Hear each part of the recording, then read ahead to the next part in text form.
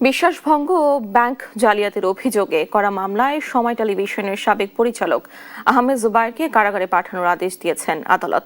রাজধানী কলাবাগান থানায় দায়ের করা এ মামলায় আহমেদ জুবায়ের সহ অন্য আসামিরা আদালতে হাজির না হলে বুধবার তাদের বিরুদ্ধে গ্রেফতারি পরোয়ানা জারি হয়। এদিন হাসান টেলিকমের ব্যবস্থাপনা পরিচালক আরিফ হাসানকে বিমানবন্দর থানায় দায়ের করা জুলাই আন্দোলনে বাবুল হত্যা মামলায় গ্রেফতার দেখানো হয়েছে। রাজধানীর কলাবাগান থানায় প্রতারণা ও জালিয়াতির অভিযোগে দায়ের করা মামলায় সময় টেলিভিশনের সাবেক পরিচালক আহমেদ জোবায়েরকে কারাগারে পাঠানোর আদেশ দিয়েছেন আদালত।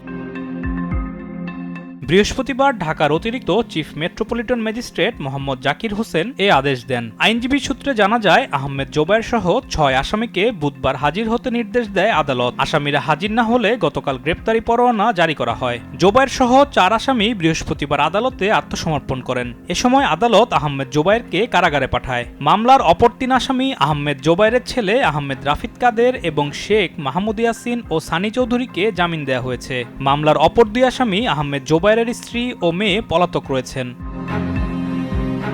অন্যদিকে ২০২৪ সালে বৈষম্য বিরোধী ছাত্র আন্দোলন চলাকালে উত্তরায় বাবুল হত্যাকাণ্ডে রাজধানীর বিমানবন্দর থানায় দায়ের করা মামলায় হাসান টেলিকমের ব্যবস্থাপনা পরিচালক আরিফ হাসানকে গ্রেপ্তার দেখানো হয়েছে।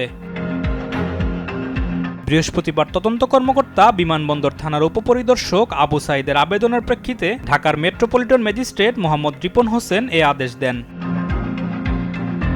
গ্রেপ্তারের আবেদনে তদন্ত কর্মকর্তা বলেন, আসামি আরিফ হাসান এই হত্যাকাণ্ড ও হামলার ঘটনাটি সংঘটিত করার মূল অর্থ যোগানদাতা হিসেবে কাজ করেছেন। তার সহযোগীরা ঘটনাস্থলে উপস্থিত থেকে সহিংসতায় সক্রিয়ভাবে জড়িত ছিলেন। আরিফ হাসান একাধিক মামলায় কারাগারে আছেন।